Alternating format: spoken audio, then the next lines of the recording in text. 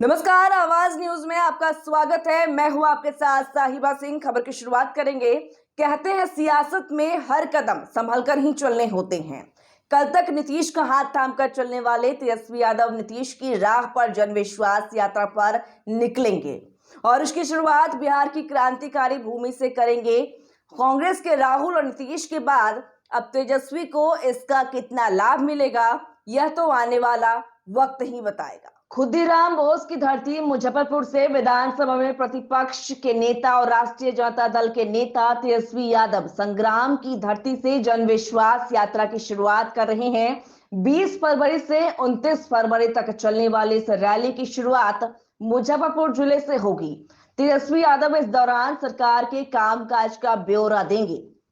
जहां देश में इंडिया गठबंधन का गठन हुआ है एनडीए से लोहा लेने के लिए और उसके सूत्रधार नीतीश कुमार ही अब एनडीए का हिस्सा बन गए, तो इंडिया गठबंधन से जुड़े दल अपनी अपनी ताकत की आजमाइश में लगे हुए हैं कि इसका राजनीतिक फायदा यात्रा के जरिए उन्हें मिल जाए।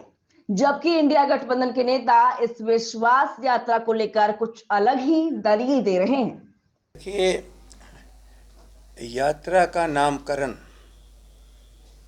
जन विश्वास यात्रा, जन विश्वास यात्रा। यहाँ बैठ करके जिसका विश्वास अविश्वास लोग करें, जनता के विश्वास पर हम लोग टिके हुए हैं और जनता का विश्वास कितना तेजस्वी पर है वो साबित हो चुका है पिछले बार विधानसभा के चुनाव में। 15 के चुनाव में क्या कहा जाता था, मिलकर के लड़े, वो मेरे चेहरे पर वोट मिला है, नीतीश कुमार बोलते थे।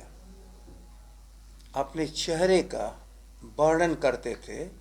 ये राजद का वोट नहीं है बल्कि उनके चेहरे पर वोट है।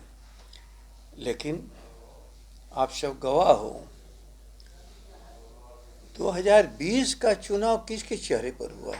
देश में इंडिया गठबंधन का गठन हुआ है एनडीए से लोहा लेने के लिए, उसके सूत्रधार नीतीश कुमार ही अब एनडीए का हिस्सा बन गए, तो इंडिया गठबंधन से जुड़े दल अपनी अपनी ताकत की आजमाइश में लगे हुए हैं। इसका राजनीतिक फायदा यात्रा के जरिए उन्हें मिल जाए। जबकि इंडिया गठबंधन के नेता इस विश्वास यात्रा को लेकर कुछ अलग ही दलील दे रहे हैं।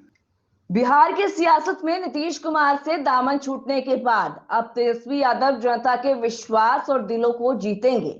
तेजस्वी ने ऐलान किया है कि 17 महीना में इन्होंने इस सरकार में क्या कुछ किया है कि लोकसभा चुनाव 2024 को देखते हुए पूरी कवायद शुरू की गई है।